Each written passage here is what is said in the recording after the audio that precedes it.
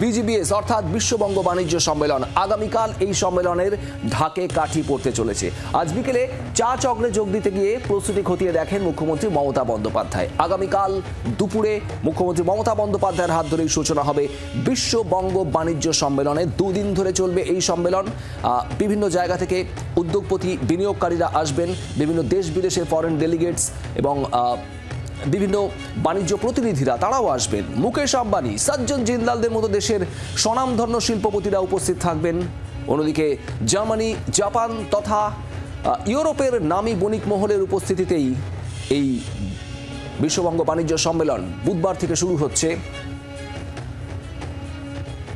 আর এই মুহূর্তে মিলন মেলা প্রাঙ্গণ, সেখানকার ছবিটা একটু জানার চেষ্টা করবো। সেখান থেকে রয়েছেন আমাদের প্রতিনিধি শ্রেয়সী গঙ্গোপাধ্যায়। শ্রেয়সী, আগামীকাল থেকে বিশ্ববঙ্গ বাণিজ্য সম্মেলন শুরু হচ্ছে, দুদিন ধরে চলবে এই সম্মেলন। আজ মুখ্যমন্ত্রী প্রস্তুতিও খতিয়ে দেখেন।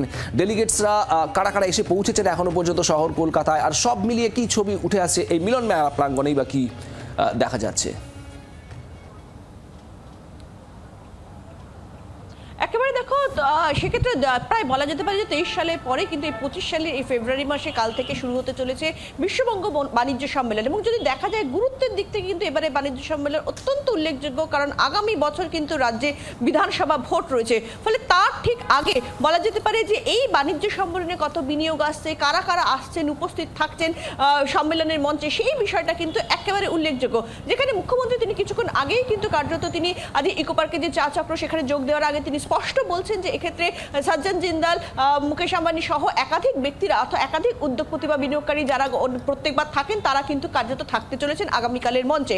আগামীকাল দুপুরবেলা এই শুরু হচ্ছে মূল যে অনুষ্ঠানটা। এবং এবারে তোমাকে জানিয়ে রাখি যে এবার কিন্তু কার্যত এক্ষেত্রে মূল যে অনুষ্ঠান হবে সেটা বিশ্ববাংলা কনভেনশন সেন্টারে হবে। পাশাপাশি এই মিলন মেলা যে গ্রাউন্ড রয়েছে সেখানে কিন্তু বিভিন্ন সেক্টরিয়াল যে মিটিংগুলো হবে।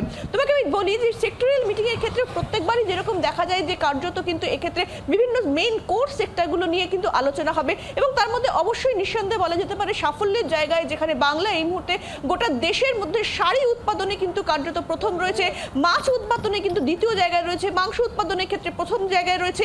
এবং শুধু তাই নয়, বাংলার ক্ষেত্রে কিন্তু কার্যত সেখানে আরও একটা সবথেকে বড় বিষয় হচ্ছে সেখানকার বিভিন্ন ক্ষেত্রে যে ধরো দেউচাপাচামি কিংবা অশোকনগর, এই সামগ্রিক সমস্তগুলো ক্ষেত্রে কিন্তু যেগুলো শিল্প বান্ধব একটা পরিবেশ তৈরির ক্ষেত্রে সাহায্য করতে পারে আগামী দিনে, এমনটাই কিন্তু কার্যত মনে করা হচ্ছে। ফলে সামগ্রিকভাবে সেই বিষয়গুলো কিন্তু কার্যত সকলের সামনে তুলে ধরা হবে। এবং এবার কিন্তু আরো একটা উল্লেখযোগ্য রয়েছে, সেটা হচ্ছে যে মূল যে অনুষ্ঠানটা হবে সেই অনুষ্ঠানটা, সেই অনুষ্ঠান স্থলের পাশে একটা বিশেষ এক্সিবিশনের ব্যবস্থা করা হয়েছে। সেখানে কি তুলে ধরা হবে, সেখানে বাংলার শিল্পীদের হাতে তৈরি বিভিন্ন যে শিল্পকলা, সেই শিল্পকলাগুলো কিন্তু সেখানে তুলে ধরা হবে। অর্থাৎ সেই জায়গা থেকে দাঁড়িয়ে তোমাকে জানাবো যে সেইখানকার সেই শিল্পকলাগুলো যেরকম তুলে ধরা হবে ঠিক তেমনই কিন্তু কার্যত এখানে যে অনুষ্ঠান হতে চলেছে দুদিন ধরে যে বিশ্ববঙ্গ বাণিজ্য সম্মেলন হবে, সেখানে কিন্তু শিল্পের ক্ষেত্রে, বিনিয়োগের ক্ষেত্রে এই মুহূর্তে রাজ্যের কি পরিস্থিতি, রাজ্য কিভাবে চাইছে শিল্প আসুক এবং শিল্প বিনিয়োগ বা শিল্প বান্ধব পরিবেশ তৈরির জন্য রাজ্যে কি কি ব্যবস্থা নেওয়া যায়, সামগ্রিক সমস্ত চিত্রই কিন্তু আগামীকাল এক্ষেত্রে তুলে ধরা হবে। বা বলা যেতে পারে যে দুদিনের যে এই সম্মেলন, সেই সম্মেলনে কিন্তু কার্যত তুলে ধরা হবে।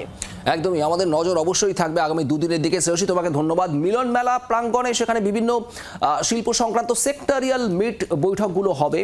আর এই কারণে মিলন মেলা প্রাঙ্গণও সেজে উঠছে নিউ টাউনের বিশ্ব বাংলা কনভেনশন সেন্টারের পাশাপাশি, যেখানে আজ মুখ্যমন্ত্রী গিয়েছিলেন, প্রস্তুতি খতিয়ে দেখেছেন। তারপর ইকো পার্কের চা চক্র, সেখানেও যান মুখ্যমন্ত্রী মমতা বন্দ্যোপাধ্যায়। সেখানে গিয়ে কি বলেন শোনাবো আপনাদের।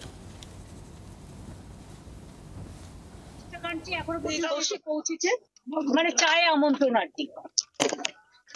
22টা অ্যাম্বাসেডর ইভেন আজকের মধ্যে এসে গেছে।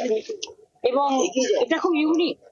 আমাদের এখানে প্রায় 40টা কান্ট্রি আসছে, তার মধ্যে 20 হচ্ছে পার্টনার কান্ট্রি এবং 40টা কান্ট্রি প্রায় 200 foreign delegates they are attending the programme.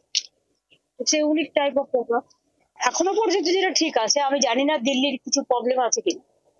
ভুটানের প্রাইম মিনিস্টার তো অক্টোবর মাসেই আমাকে কনফার্ম করেছিলেন, আর হেমন্ত সোরেনও কনফার্ম করেছেন, মুকেশ আম্বানিও আসবে, সজ্জন জিন্দালও আসবে।